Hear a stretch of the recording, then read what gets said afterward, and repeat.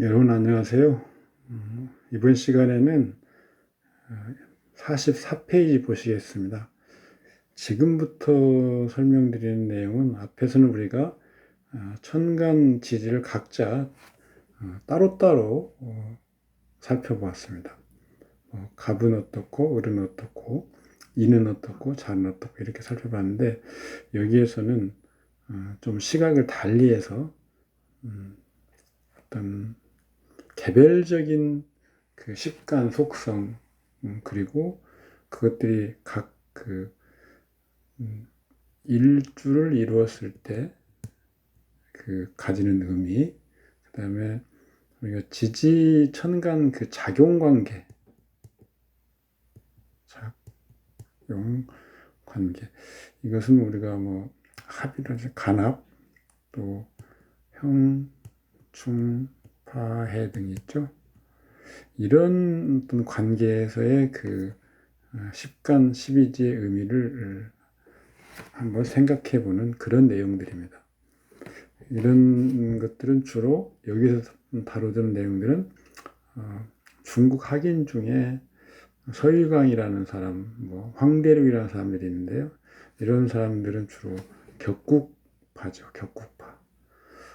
뒤에 조지라는 사람은 일간균형, 일주중심의 균형, 왕세균형파고요. 그런 사람들이 이런 말한 어떤 시각에서 어떻게 간지를 보고 있는지를 제가 요약을 한 겁니다. 좀 읽어보시면 제가 이 글을 정리해 놓은 이유를 아실 겁니다. 육친의 생극관계는 인사현상의 각도에서 보면 지켜야 할 것이 있다. 하나는 부자의 도리죠. 부자의 도리.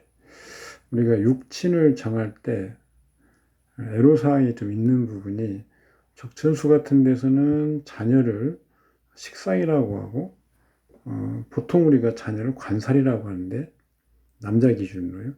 적천에서는 식상이라고 합니다. 이런 어떤 서로 다른 시각으로 설명하고 있는 그런 분야에서 우리는 혼돈되기 쉽죠.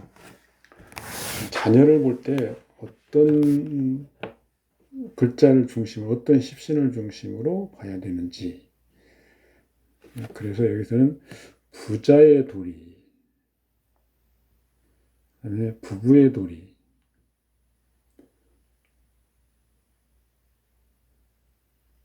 그러니까 부모와 부부, 이런 것들이 어떤 이치에 맞아야 된다는 얘기잖아요. 그래서 자식을 식상으로 보는 방법은 적천수.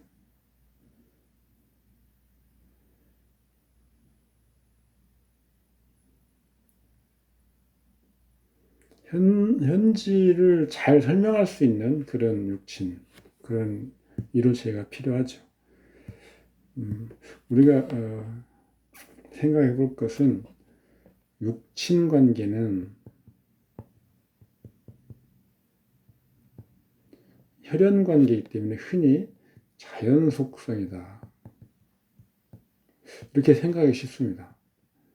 여기서 우리가 혼돈되면 안 되는 거죠. 사회 속성과 자연 속성을 좀 생각해 볼 필요가 있는데, 자연 속성은 어떤 있는 그대로의 어떤 속성, 주로 음양이나 오행이 관계되는 거고요. 사회 속성은 어떤 사회적인 평가, 외부에서의 평가가 개입되는 거죠. 나하고 어떤 혈연 관계에 있는 그런 인간 관계라고 하더라도 그것이 사회에서 평가를 통해서 부자 관계나 형제 관계나 이런 식으로 이름이 먹여지는 거죠. 따라서 우리가 육친 관계라고 하는 인간 관계는 자연 속성이 아니고, 혈연 관계가 핏줄이라고 자연 속성이다, 이게 아니고요. 사회적인 평가를 통해서 관계가 성립이 되게 되는 거고, 그렇게 외부에서 인식하는 거죠. 지나가는 어떤 이성 어떤 분하고 나하고 배우자 관계다라고 하려면 사회적으로 그렇게 평가가 돼야 되는 거죠. 아무리 서로 좋아하는 사이고 그렇다고 해서 사회적인 평가가 그렇지 않다면 나하고 아무런 관계가 없게 되는 거죠. 따라서 그러니까 이런 어떤 육친 관계는 사회적인 속성에서 본 인간관계라는 것을 우리가 염두에 두시면 됩니다. 따라서 우리가 그 어떤 사람의 어떤 그 도리, 이치로서는 인간 세계의 이치로서는 자, 배우자가 남자 기준으로 보면 배우자가 낳은 식상, 그러니까 배우자가 재성이죠. 낳은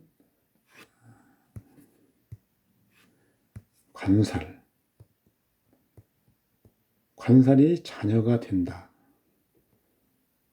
이렇게 우리가 많이 공부를 했을 겁니다. 배우자가 낳은 생한 거기 때문에 그게 십신으로서는 관살인데 그게 나한테는 자녀가 된다. 얼핏 보면 이게 맞는 것 같죠. 진수함이라는 사람인 그런 사람들은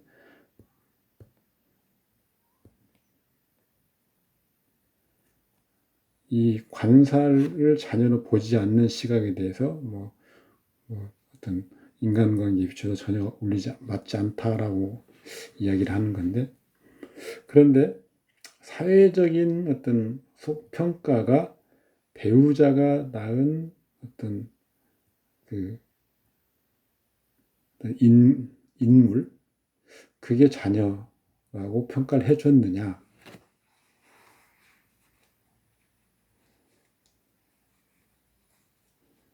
그것이 사회적인 속성에서의 그 자녀라고 하는 인간관계에 대한 정의인가? 라는 것을 우리가 한번 생각해 보자는 거죠. 우리가 어떤 인간관계를 정의를 할 때, 나를 중심으로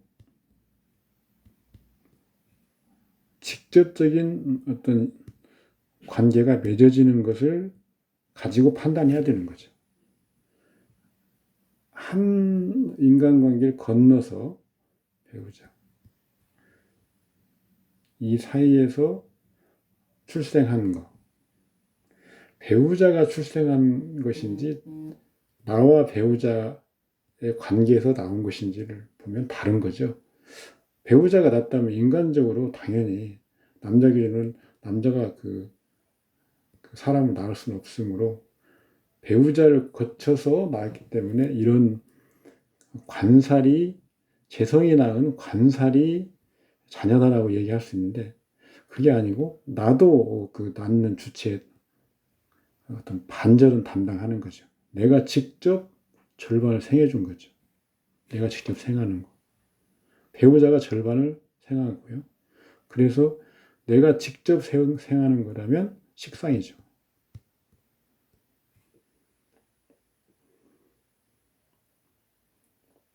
배우자 입장에서 직접 배우자 자신의 입장에서 직접 생하는 거죠. 따라서 적정수는 직접적인 인간관계 이런 것들에 중점을 둔다면 관살보다는 식상이 자녀의 태극점이다라고 보는 것이죠. 어쨌든 이런 어떤 육친관계도 사회적인 속성의 관계이기 때문에 자연적인 속성의 측면에서 어떤 말한다면 자녀는 관살이다. 당연히 배우자가 낳는 거기 때문에 이게 맞을 것 같지만 그렇지 않는 부분이 분명히 있다는 거죠. 그래서 저는 부연명리나 이 주어명리에서는 식상을 자녀로 취하고 있습니다. 어쨌든 그렇게 우리가 생각을 달리 해볼 수 있다는 거죠. 육친은 십신이 우선이고 그 다음 일간의 음양이다. 이게 그런 겁니다. 그 사회적인 속성에서 평가하고 판단한다는 것이 무엇인지를 생각해 보자는 거죠. 잘못됐네. 우선.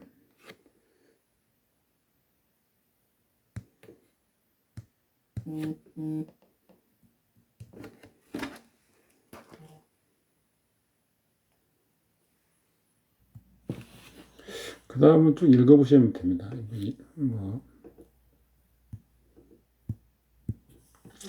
이름 일양을 도라고 하는데 음양이 제대로 만나는 원칙을 말하는 것이다. 일부가 상합 유정하면 생생불씨이고 조화가 부원하다고 본다. 갑이 신금을 보고 을이 경금을 보면 이름 일양의 배합이 이루어져 부부의 도가 있으니 강요가 서로 이루어진 길상이다. 그래서 반대로 갑목이 경금, 을목이 신금을 보면 음양이 무정이죠, 무정. 금목이 교전한다. 인의가 없는 것이다. 교전 불화하면 각자 대표하는 것을 모두 잃고 서로 상합 화해하면 대표하는 걸 모두 얻는다. 득실로 본다면 서로 화합하는 거면 각자의 고유의 그 특장점을 얻죠. 그런데 서로 다투고 싸우면 각자의 특장점을 모두 잃게 되는 거죠. 마찬가지입니다. 병화, 개수, 관살의 관계를 지금 보는 거죠. 관살, 재관, 그다음에 재관의 관계를 보는 거죠.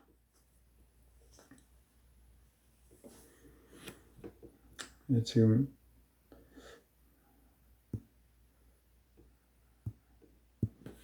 두 자료를 만들다 보면 오타가 좀 보입니다.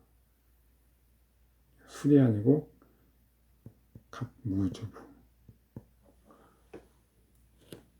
또 한글이죠.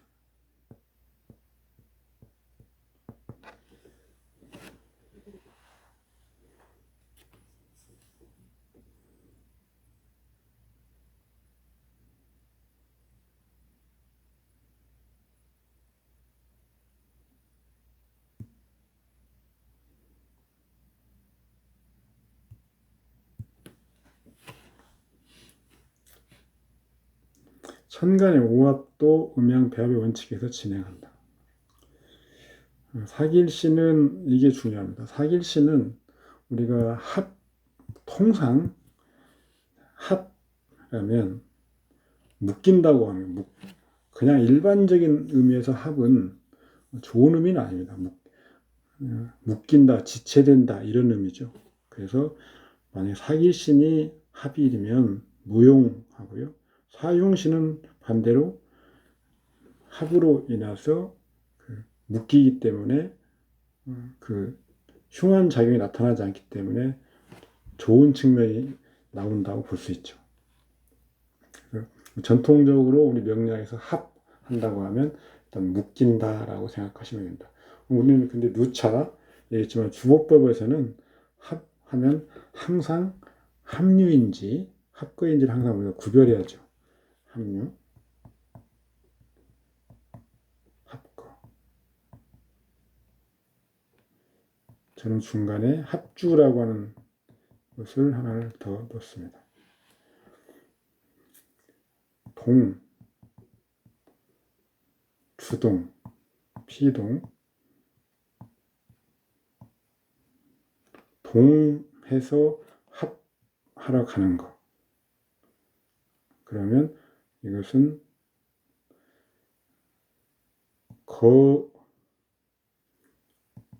하지 않을 가능성이 높죠. 최소한 머무르는 것, 다만 작용이 약한 것. 우리가 기존에는 반이라고 합반.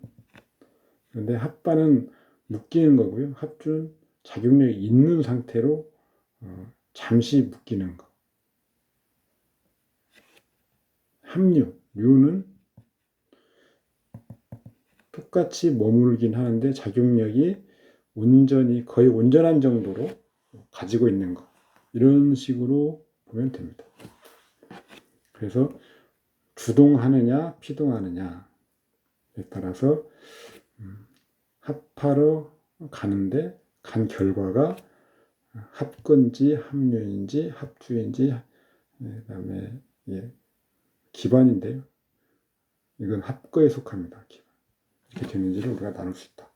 따라서 동하는 경우는 능동적으로 가는 거기 때문에 작용력이 있는 편이죠. 그래서 그 반대 그 합을 당하는 그 입장보다는 작용력을 가지고 있기 쉽다. 그래서 합거나 합반 이런 상태로는 쉽게 되지 않을 것이다. 어쨌든 그 우리가 고전적으로 말하는 합이라고 하면 무조건 그 묶여버린다 라고 생각을 하지는 않는다. 그걸 유의해 주시기 바랍니다. 격국론에서 나중에 공부하겠지만 예를 들어서 천간에 어떤 길신이 나와 있다. 합하는 관계죠. 그러면 두 개가 일단 전통적인 격국론으로 볼 때는 두 개가 묶이는 거죠. 묶이는 거. 그러면 나머지 하나를 보는 겁니다. 이게 흉신이냐 길신이냐 사길신이냐 사흉신을 봐서 합하고 나머지 글자가 사길신에 속하면 그래도 완전히 망가진 격국은 아니라라고 판단할 방법도 있습니다. 간합으로 단순히 봤을 때요. 그런 것도 나중에 설명을 드릴 예정입니다만 기억해 주시면 좋겠습니다. 지지 성질, 지지의 작용 관계를 보는 거죠. 뭐 삼형, 욕해, 욕합, 욕충, 욕합, 삼합, 삼해. 삼합보다 주의할 점은 삼합보다 삼회의 영향이 어떤 데서는 삼합이 더 강하다. 어떤 데서는 삼회가 더 강하다라고 합니다. 서로 다른 지방의 글자들이 모여서 한 가지 어떤 오행으로 되는 성질이기 때문에 더 강하다고 볼 수 있고요. 반대로 다른 방향의 글자들이 모였기 때문에 한 가지 오행으로 바뀌긴 하지만 그 결속력은 한 가지 방향으로 가고 있는 그 글자들의 영향에 비해서 약하다라고 얘기할 수 있죠. 수라고 하는 방향으로 해자축이 가고 있으면 그 자체로 전일하게 가는 거죠. 그 오로지 수만을 위해서. 그런데 신자진이 모여서 수오형으로 간다고 하면 서로 다른 방향에서 모여서 그 수라고 하는 오형으로 가기 때문에 보는 측면에 따라서 그게 강하다고 볼 수도 있고 아니면 해자축보다 약하다고 볼 수도 있는 측면이 있는 거죠. 저는 3회가 3합보다 더 영향이 강하다라고 보고 있습니다.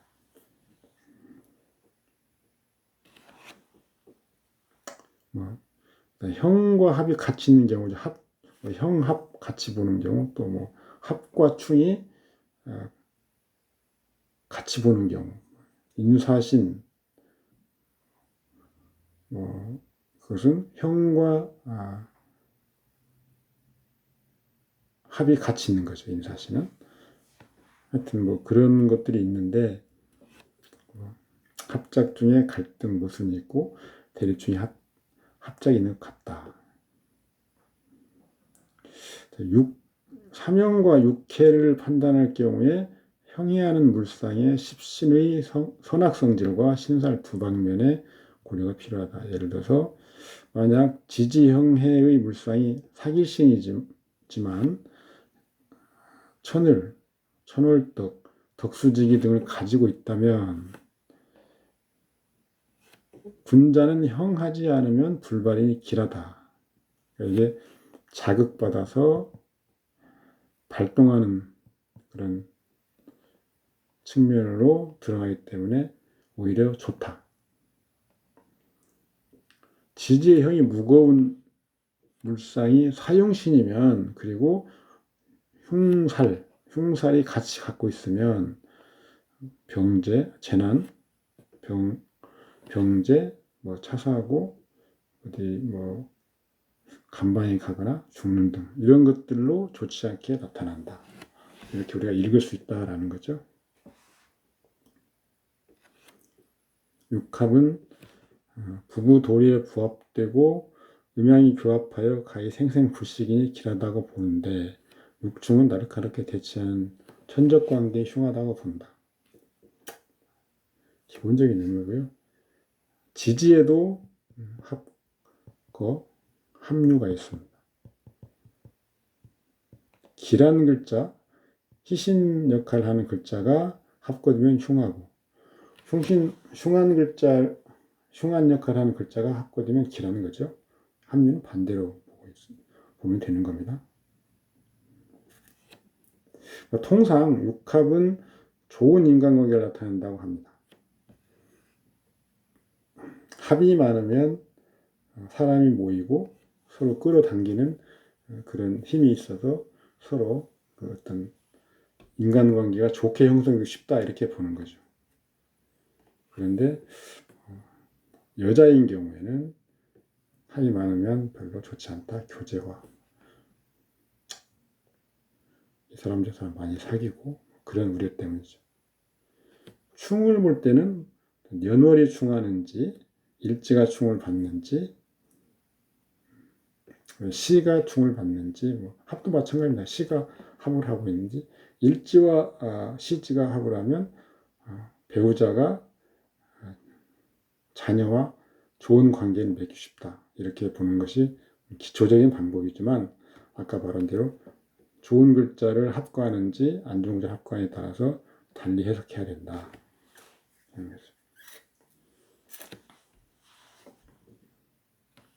지지 삼합은 격국에서 국이란 삼합국이고 격이란 원령을 가리키는 것 이렇게 말합니다. 연해자평 삼합으로 취용하면 국인격이라고 한다. 그런데 삼합 그러니까 국에 대해서는 여러 가지 이야기가 있습니다. 합국으로 취용하면 국이라는 견해가 있고 동시에 사령신이 불투관하고 천간에서 가장 세가 강한 자로서 취용시 국이라고 부르기도 하고 사령신이 투관하면 격이 되겠죠. 원령에서 격을 정하면 격, 상신이 격을 정하면 국이라 하기도 한다. 지지 삼합의 유래는 세 지지 조합이 점거한 세력이 극히 커져 원령 당권한 인원과 대등하니 국과 격을 하나로 본 것이다. 삼합국의 명주에서 삼합국으로 인하여 균형을 잃고 순서를 잃은 것은 가장 중요하게 봐야 된다.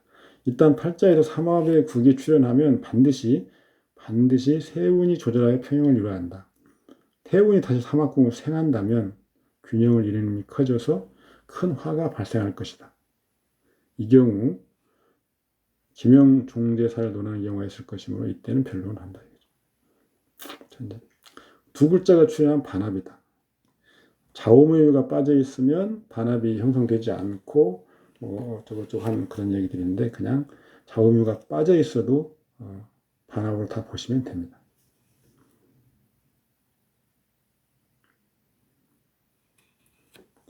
지지의 3회는 삼합국의 영향이 크다.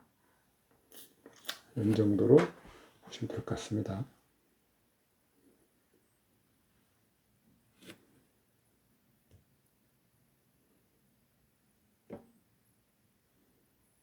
그리고 오자가 하나 있네요.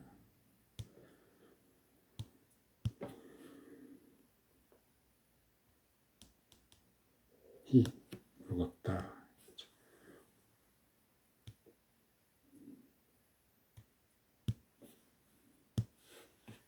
지지 장둔가, 자궁의 개수가 그 중에 있고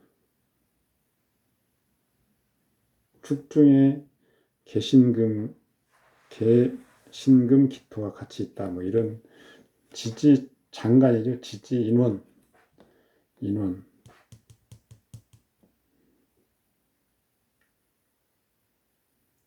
용사죠.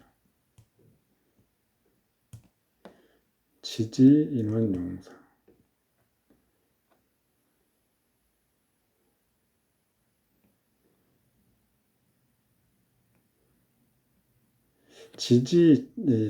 지지에 그 일을 하는 어떤 인원이 있는데 그것을 지지 장분거라고 해서 우리들한테 알려주는 거죠. 어떤 분들은 좀 오해하시는 게 예를 들어서 원령 또 분일용사가 있습니다. 원령 분일용사.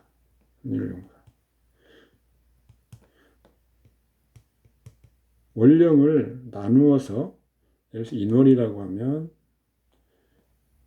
기, 무, 병, 갑이 있는데, 기무라고 하는 전월의 토성, 축월의 토성이 이어져 있고, 그 다음에 인월의 병이라고 하는 장생의 기가 있고, 갑이라고 하는 봉기가 있는데, 이런 기운들이 며칠 정도를 점유하는가 라고 하는 것이 원령 분일용사죠. 이것은 원령은 우리가 줄 격국이죠. 격국을 논하기 위해서 이렇게 그 중요한 작용을 하는 기를 만들어 놓은 겁니다. 어떤 분들은 그러면 무기, 병, 갑 외에는 다른 기운들은 작용하지 않는가 그렇게 이야기합니다. 그렇지는 않죠.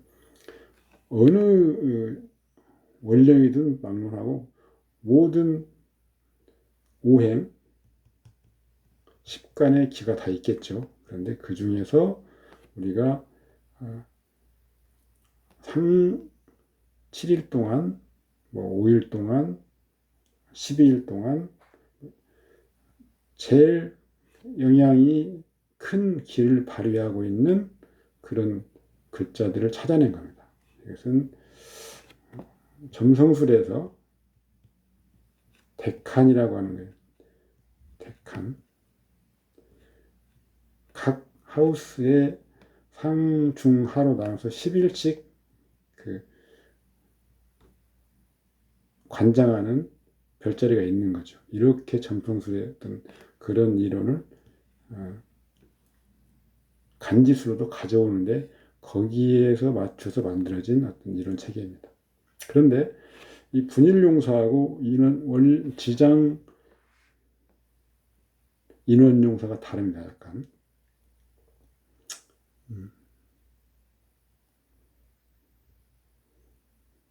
예를 들어서 자오모유, 이 사정월은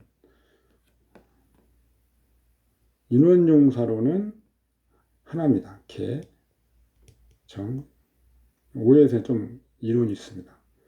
어쨌든 을, 신 하나인데 분일용사로는 개 전에 임이 있고 정 전에 병이 있고 을 전에 갑이 있고 신 전에 경이 있고 이렇게 일반적으로 얘기를 하죠.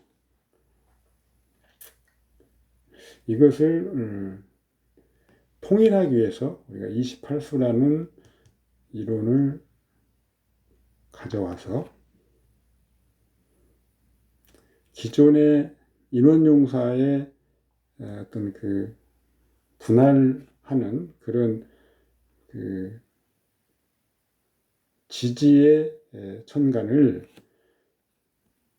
원령용사로 그대로 취하는 대신에 좌우무유 사정지에서는 인원용사나 분일용사를 그냥 하나만 취합니다. 그럼 합치면 그게 28기가 되겠죠. 12 중에서 사고지 3개가 있고요. 사정지 3개가 있고 사생지 3개가 있습니다. 4개가 있습니다. 그러면 3죠. 그러면 24죠. 그럼 여기에 5에 정화를 하나 넣습니다. 그러면 딱 28이죠. 12, 12, 24. 맞죠? 12, 24, 28. 하나씩 맞았죠. 정화 빼고요. 28이 맞죠. 그러면 여기에 사생지 중에 통상 우리가 해에 무토를 넣고요. 신에 또 무토를 넣습니다. 이렇게 하면 24기가 맞죠. 그런데 5에 병을 넣고요. 그 다음에 신중에 무토를 안 넣기도 합니다.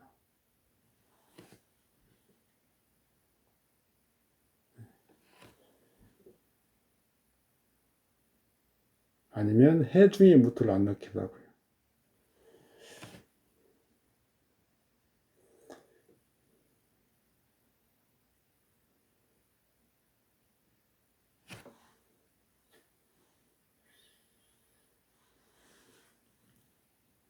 본기를 극하는 지장이론은 없기 때문에 해중의 무토를 안 내는 것이 더 일반적으로 타당합니다.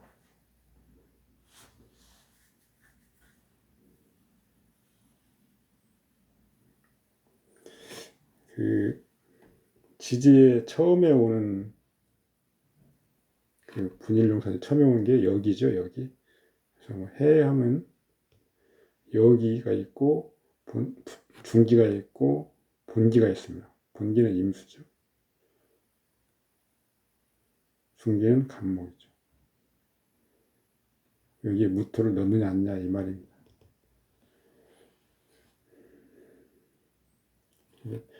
이 여기가 본기를 극하는 관계, 이런 관계로 지장이론을 배치는 하진 않습니다. 어쨌든 그래서 인원용사와 원령분용사의 구분이 있는데 여기서 말하는 이 말은 지금 인원용사죠.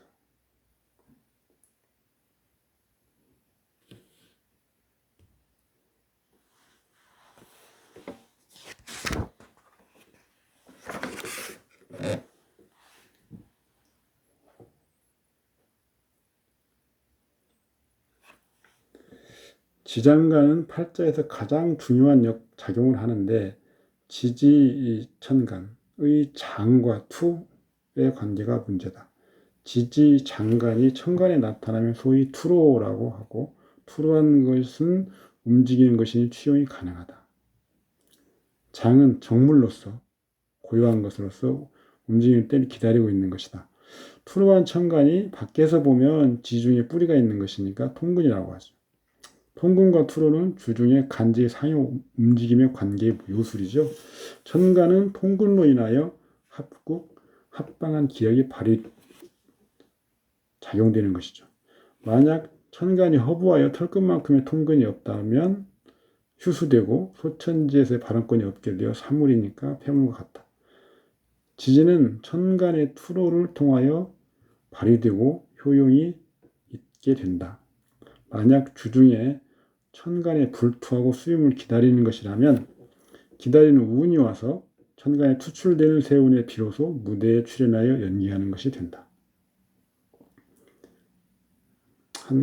섞여있네. 천간 지지의 관계는 고서에서 개두, 절각, 천복, 지제 뭐 이런 것들이 있죠. 나중에 보시면 됩니다. 그 다음은 조지라는 사람을 중심으로 한 평형용신. 이 평형용신은 일간의 왕쇠 다른 글자와의 조화역을 보는 것이죠. 근데 우리가 좀 주의해야 될 게 예를 들어서 일간 기준, 그다음에 월, 년이 있고 시가 있습니다. 일간이 약하다고 했을 때 경이라고 해볼까요?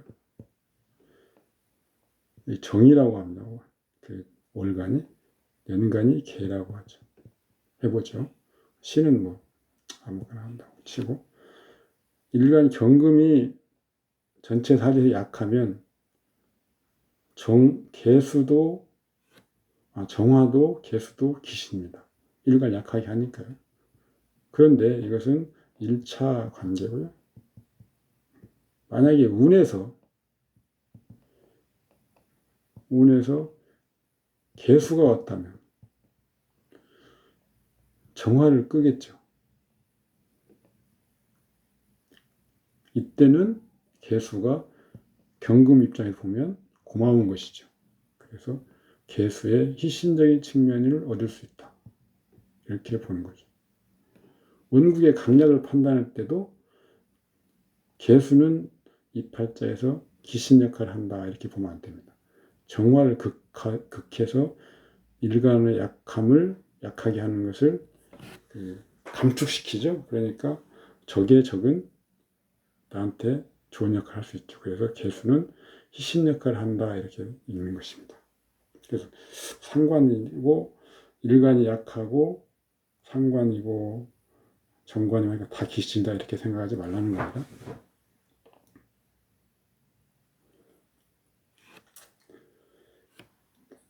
여기에서 주로 지금 아까 말씀드린 동주, 한 주 전체로서 간지를 판단해야 된다라는 이론을 주로 설명하고 있습니다. 나머지는 뭐 구어체로 설명하는 채로 써놨기 때문에 읽어보시면 됩니다. 간은 주로 행하고 성질이 동이며 지는 주로 기이며 성질은 멈춥니다.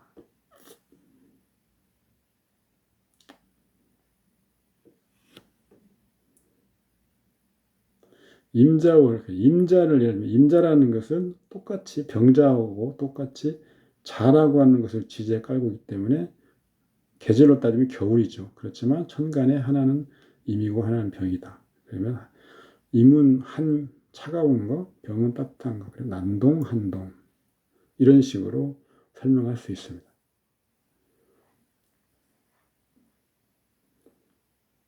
그 60간자를 전부 다 그런 식으로 해석할 수 있다는 거죠. 그래서 같은 일주를 봐야 된다. 그래서 조우를 우리가 논할 때 병자 자월하고 임자월하고 병자월하고는 달리 조우를 논할 수 있다. 물론 뭐 병화는 자체적으로 조우 기능이기 때문에 그 부분에서도 그 유효한 그런 기능이 있지만 같은 일주 임자 병자에서도 마찬가지로 덜 차갑고 또 더 차갑고 하는 그런 어떤 관계로 설명할 수 있다라는 거죠.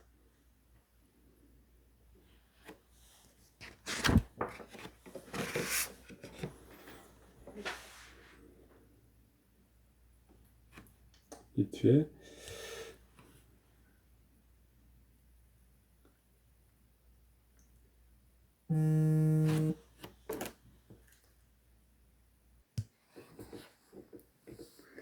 그래서 우리들은 지지가 천간 간부에 같지 않는 존재 형식을 결정한다. 이런 것을 이해해야 된답니다. 이해가 되는 거죠. 자, 갑인, 갑진, 뭐 갑오 이런 식으로 나누어서 한 주로서 간지를 같이 보고 이해한다는 거죠. 천지가 동기로서 목이니 천지가 하나로 합하고 상하가 서로 같으니 천기가 내려와서 지기와 합하여 목의 존기라 한다. 갑지는 목기가 고갈되고 화를 향해 발전해가는 과도기. 화와 유사하지만 화가 아니고 목 같지만 목이 아니다. 갑우는 갑목기가 고갈되어 목 중에 화기이다. 갑신은 목 중에 금기이고 갑술은 목 중에 금 같지만 금이 아니고. 좀 유심히 읽어보시면 그 토, 사고, 사토, 진, 술 이런 데서는 본래의 그 특성이 그대로 보존되는 것이 아니고 다른 쪽과 같이 섞여 있는 거죠. 술은 그 금기운의 마지막이고 진은 목기운의 마지막이기 때문에 목과 화, 술은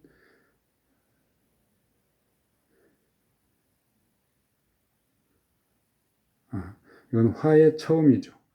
이것은 수의 처음이죠. 그래서 수, 시작, 진은 목, 화, 술은 금, 수. 그러니까 금 같지만 목 중에 금 같지만 금이 아니고 수 같지만 수가 아니다. 목 중에 목 같지만 아니고 화 같지만 화가 아니다. 이런 식으로 설명이 가능하죠. 사상으로 나눌 수 있는 거죠. 자, 갑인, 갑오, 갑진은 지지 기준으로 나누면 인에서 미까지 맞죠? 인, 묘, 진, 사, 오, 미까지가 양이니까 그건 양에 속하죠. 그 다음에 신부터 축까지가 음이니까 음에 속하죠. 음양노소로 나누면 음양으로 먼저 나누면 이렇게 되고요. 그 다음에 노소인 사상으로 나누면 갑인은 목중의 목기, 갑오는 목중의 화기, 갑신은 목중의 금기, 갑자는 목중의 수기, 갑진은 갑진 갑술은 과도기, 토에 속하는 기.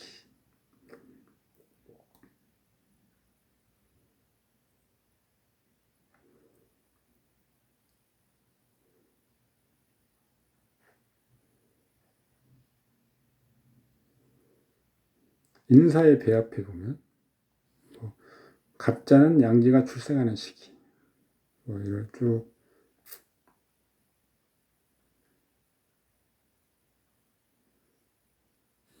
이렇게 쭉 설명을 하고 있습니다. 그래서 갑술은 기가 단절되고 모양이 없어지는 때 묘에 들어가는 것. 자, 우리 매 오행은 모두 자기 독립의 오행 존재 형식이 있다.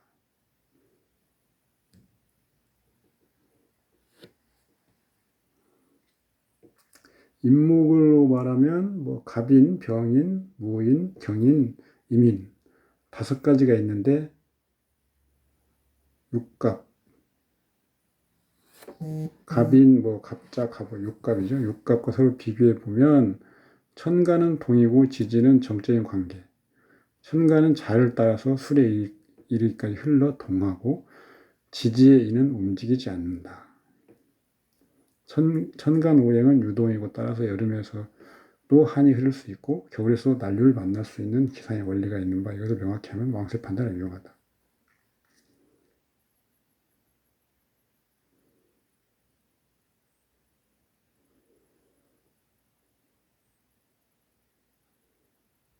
갑자주, 갑자.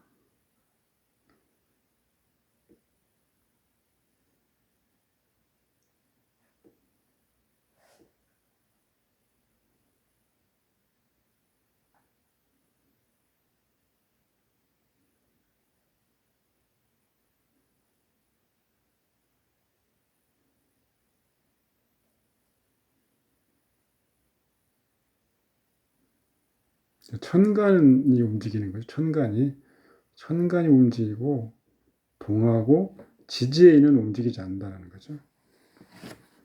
지지는 주로 정을 주로 하니까 인목 위에 갑이 있으면 필시 천지가 같은 기인 때이고 인 위에 병이 있으면 반드시 위에 난류의 영향이 있고 인상에 무토가 있으면 반드시 기후가 적절하다. 인상에 경이 있으면 위에서 냉풍의 침입이 있고 인상에 임이 있으면 반드시 한류의 영향이 있다. 특별히 이해하시기 힘든 것은 없을 겁니다. 천간, 오성설, 좀 이견이 있습니다. 별자리의 어떤 각도? 우리가 한번 생각해 볼게. 년월, 일시죠. 구역이 좀 다릅니다. 년월은 지구의 공전과 관련된 거고 일시는 자전과 관련된 거겠죠. 따라서 이 년월과 일시의 같은 그 집안 간에서 일어나는 지지의 뭐 충이랄지 뭐 합이랄지 뭐 해랄지 이런 것들은 그 같은 집안 일시에서 일어나는 건지 년월에 일어나는 건지를 봐서 여기가 뭐 지장간이 충출돼서 나와서 천간을 합하는 경우 그런 다른 책에도 많이 봤죠. 합거하고 뭐 그렇다고 얘기를 하는데 어항 이론도 있고 막 그러죠. 그런데 그게 년월 지지에서 일어나는 것이면 년월 천간에 작용을 하고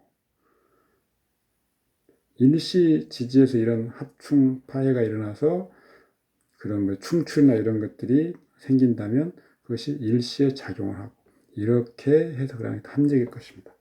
년월의 지지에서 충이 일어났는데 그 충으로 나온 지장간이 일시와 합을 해서 합구한다. 이것은 논리적으로 비약이 들어가 있는 거죠. 그런 것처럼 우리가 이 간합 같은 경우도 시와 년은 간합하지 못한다. 여기 다르죠. 다만 월은 일과 시가 딱 정확히 구분되는 건 아니고 지지가 공전 중에도 공전하면서 지구 자전에 영향을 주는 거죠. 태양을 공전하면서 태양의 어떤 영향을 받고, 그 다음에 그 와중에 지지가 자전하면서 그 자전에서 나오는 그런 기운이 공전하면서 나오는 기운과 상호 영향을 주고받을 수 있는데, 그것은 월이라고 하는 그런 그 경계를 통해서 가능하기 때문에 월과 시는 서로 작용을 할 수가 있는 거죠. 다만 년은 시와는 그 영역이 다르기 때문에 작용하기 힘들다, 이렇게 보는 게 맞을 겁니다. 어쨌든 지금 잠깐 다른 방향으로 갔는데 천간은 뭐 어떻고 이런 거 읽어보시면 됩니다. 천간의 작용 관계. 천간의 작용에 생이 있으면 먼저 생하고 생이 없으면 극인 것이고, 생하는 것이 제어됨이 있으면 불생이고 도리어 제어하는 것이죠. 다시 제어하는 것이 다시 제어됨이 있으면 제어가 없는 것이고, 이러면 읽어보시면 다 아실 겁니다. 통상의 생극과는 달리 가불목이 경금을 극할 수 있고 병정화가 임계수를 극제할 수 있는데 반생 반극이 있죠. 이것은 천간간의 관계 때문이지 물질의 전화와 관계에서 행해진 그런 건 아니다. 즉 음양이기간의 상호 영향이죠. 봄 하늘의 소양 목기가 가을 하늘의 소음 금기가 서로 보면 상호 억제하는데 다만 주동, 피동성, 영양이 대조, 이런 차이로 서로 반생과 반극이 일어날 수 있고, 언제나 주동이 피동에 영향을 주고 영향이 큰 것이 영향이 적은 것을 제어한다.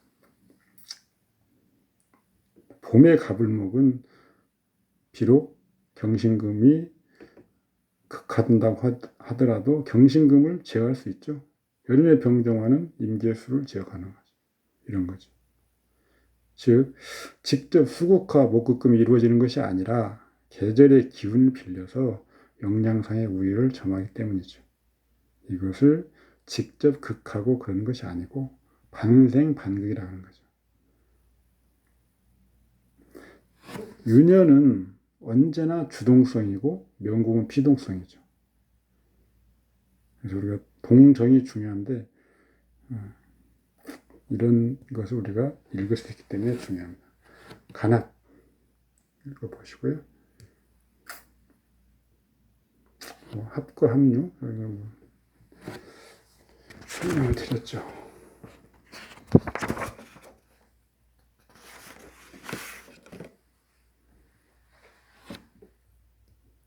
이 명조를 가지고 해석하는 것들은 한번 그냥 보시면 됩니다.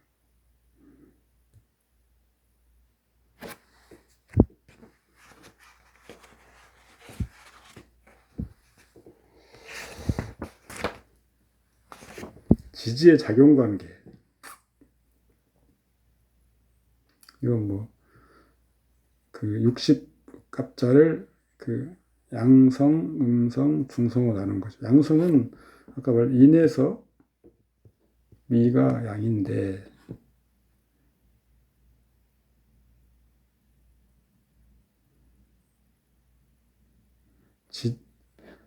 그 다음에 신에서 자가 축이 음이죠.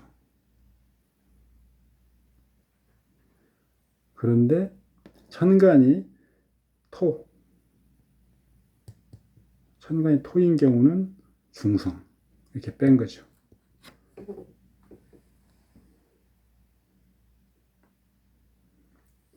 상생 불가능한 조건이 있다. 이런 것도 보시고요.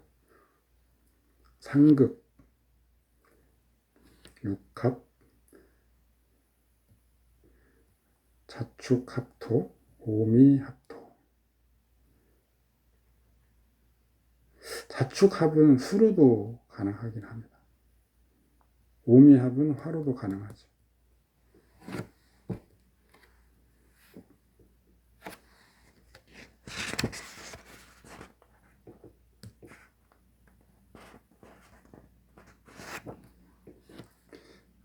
오타가 하나 있습니다.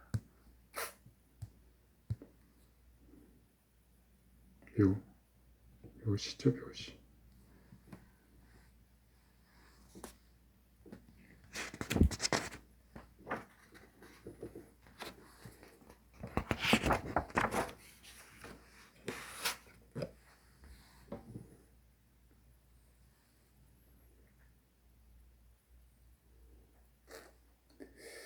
쭉 넘어가시고요.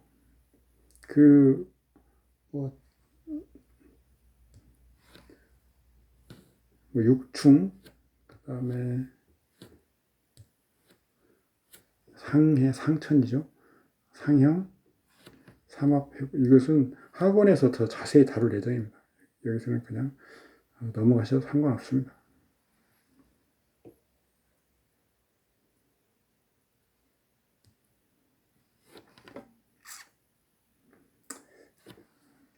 여기를 조금 삼합3회는 역량이 강대하다. 다만 예측 체계에서 합파의 성공 여부는 채용하지 않는다. 학원에 가면 합파를 하는 조건이, 성공하는 조건이 있고 그렇지 않은 조건을 설명을 해놨는데, 우리가 통상 합파는 쉽게 성공한다라고 보지 않으면 됩니다. 역량의 대소를 형량할 근거로만 채용한다. 간지 음양 속성이 같지 않으므로 회합하여 화하는 경우는 적다. 원령을 잡은 신과 천간이 끌어당겨 투하는 것은 모두 삼합, 삼회의 성공 여부에 기인한다.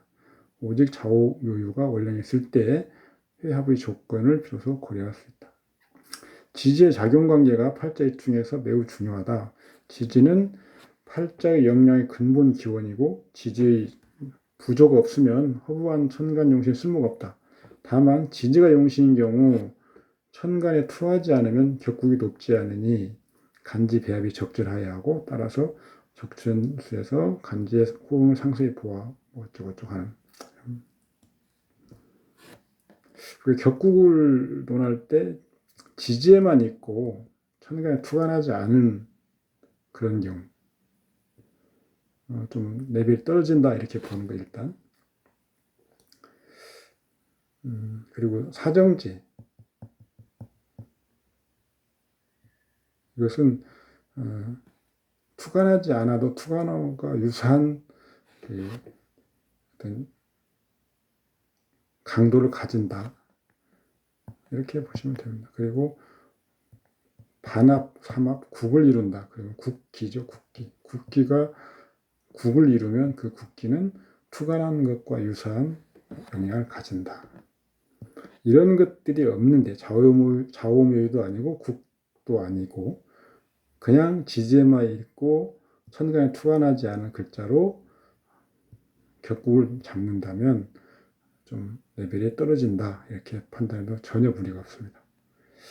오늘 여기까지 하겠습니다. 수고하셨습니다. 감사합니다.